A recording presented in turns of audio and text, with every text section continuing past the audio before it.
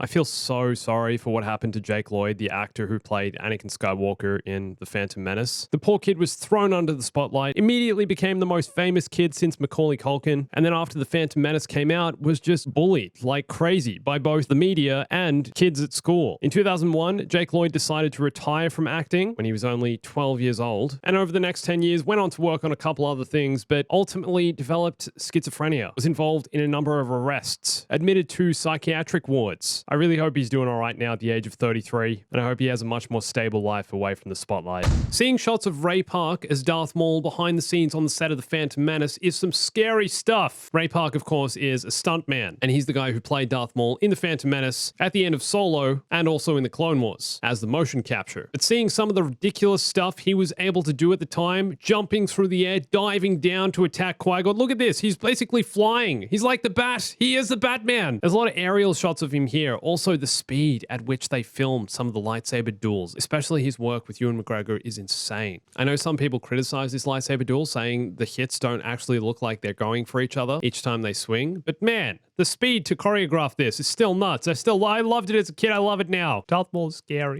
I just stumbled across a crazy Star Wars fact back before The Phantom Menace released. When the first trailer for The Phantom Menace came out way back in the late 90s, apparently people were buying a ticket to see a movie just to see the trailer appear before the movie, and then they'd leave without even watching the film, whatever film that may be. They would buy a ticket just to see The Phantom Menace trailer on a movie screen. Can you imagine that nowadays, guys? The amount of trailers we get online, everything is digital now. You can watch anything right from your phone, your laptop, whatever. Can you imagine back then going to the movies just to go watch a trailer?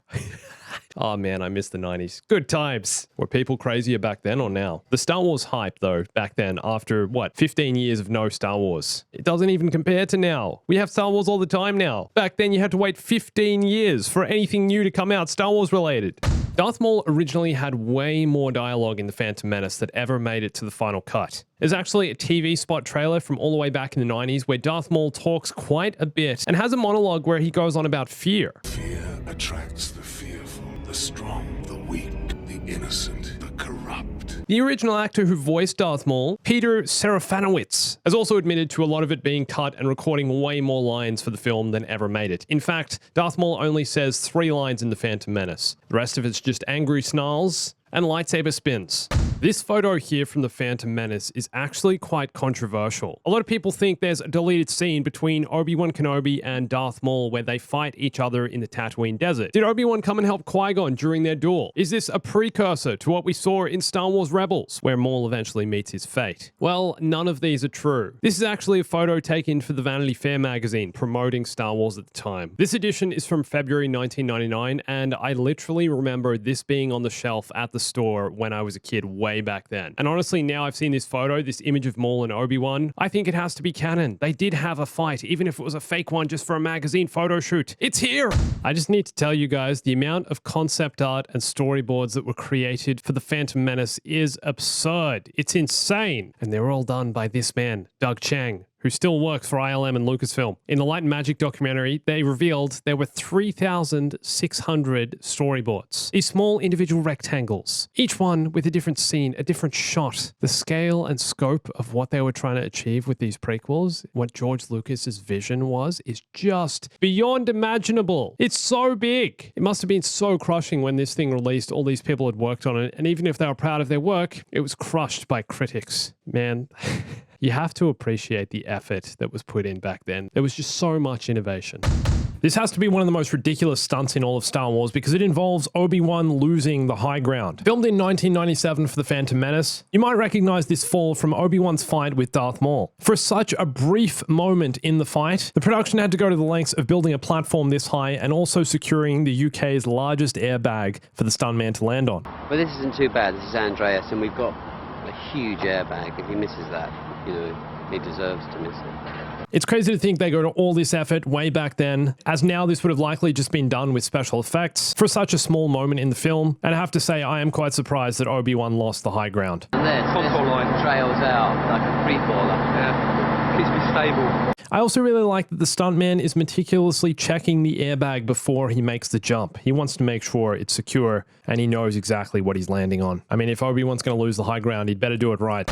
Something I've wondered ever since I was a kid watching The Phantom Menace for the first time was why did Yoda look so weird in The Phantom Menace, in the original one anyway, when he was a puppet? Why did this puppet look so different to the original puppet used way back in the original trilogy? Well, first of all, George Lucas never actually wanted Yoda to be a puppet in The Phantom Menace. He wanted him to be digital from the start. However, when trying to create Yoda using CGI, Lucas said, "We just couldn't make it work. We came close. We got Jar Jar and Sebulba and Watto and a lot of other characters, but we couldn't get Yoda because he was much harder to do." Puppet used in Episode 1 was an attempt at making an updated Yoda, as if he was a little younger. He was resculpted and made out of different material. But because of this, the light didn't hit him in the same way, so his color wasn't the same and he looked a little off. He looked weird. So George Lucas, of course, as he does, went back, changed Yoda to what he was originally supposed to be like, creating the CGI Yoda we now have in Episode 1.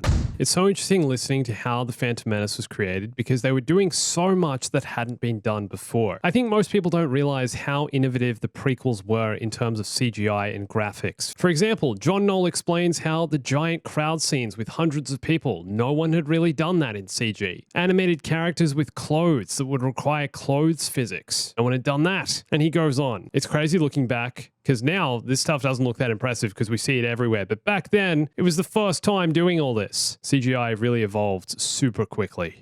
Did you know that George Lucas only decided to do the prequels after the technology had finally become digital and after CGI had finally become a thing? This was his dream, his plan all along. During the 1980s, he was getting frustrated with the way editing worked, with the way of making movies worked. The fact it was such a slow, laborious process, cutting film, losing footage, literally cutting film with scissors. And he's like, this has to change. There has to be a better way. So what did he do? He surrounded himself with people who would invent the technology. He assisted with Avid, the creation of the first non-linear editing software, which has inspired Premiere Pro, Final Cut Pro. And that's what made him decide to do the prequels. He's like, yep, I can do the things I want to do now. I can do large-scale battles, CGI characters, the works. I'm going to do it. And he sure did it.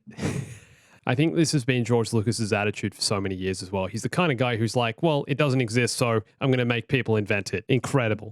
Did you know that E.T. the extraterrestrial actually appears in Star Wars, connecting the universes? In The Phantom Menace, 3 of E.T.'s species can be seen in the Senate. Here they are! And they're referred to as Grebleeps. That's their official canon Star Wars name. Steven Spielberg and George Lucas obviously worked together a lot. They made the Indiana Jones films together, been friends since they were young. So George Lucas putting this in here is a reference to his good friend. But at the same time, it also connects E.T.'s universe to Star Wars. He's here. I mean, I guess Star Wars does occur a long time ago in a galaxy far, far away, meaning it is the same world, same universe we live in, which is why E.T. is also here. I can't believe it. Get your bicycles, people.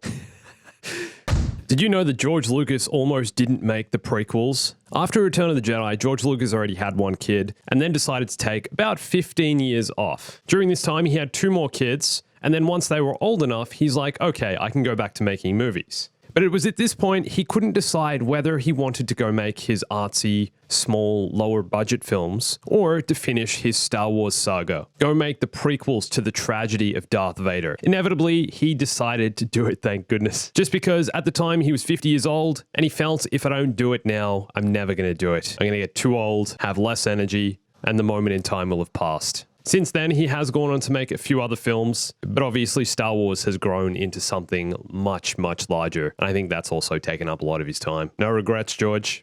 So apparently there is a 6-hour version of The Phantom Menace that was screened to people behind the scenes, people in production, and has still never seen the light of day. This is according to Jake Lloyd, who played Anakin in The Phantom Menace. The interview, it's from about 10 years ago, 2011, and apparently he hasn't seen it himself, but Matthew Wood, the guy who played General Grievous, saw it and said it's mind-bogglingly good. I can't imagine the pace of it would be very good. 6 hours seems like it's quite self-indulgent, but if it's out there somewhere, I'd still definitely want to see it. I'd want to see what's missing, and I'm assuming it'd go way more into the politics of Star Wars and the prequels and everything that happened there. Maybe one day. Maybe one day. Boom, boom, boom.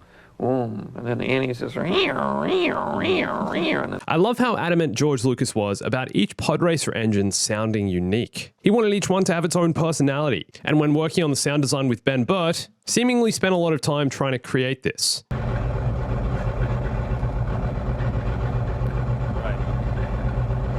This, of course, comes from his background of cars. George Lucas always loved cars. That's why he made American Graffiti way back in the day, and appreciates the differences and subtle uniqueness of each individual engine. Did you know that Michael Jackson wanted to play Jar Jar Binks in The Phantom Menace? This is according to Ahmed Best, the guy who ended up playing Jar Jar. He said that Michael Jackson campaigned for the role of Jar Jar, but George Lucas didn't want him to play him because his star status would be too much for the film and bring too much attention when it was in production. How different a film would have The Phantom Menace been had Michael Jackson actually played Jar Jar? He's just moonwalking his way across the sands of Tatooine. Maybe he would have invented new dance moves for Star Wars. The Tatooine Walk.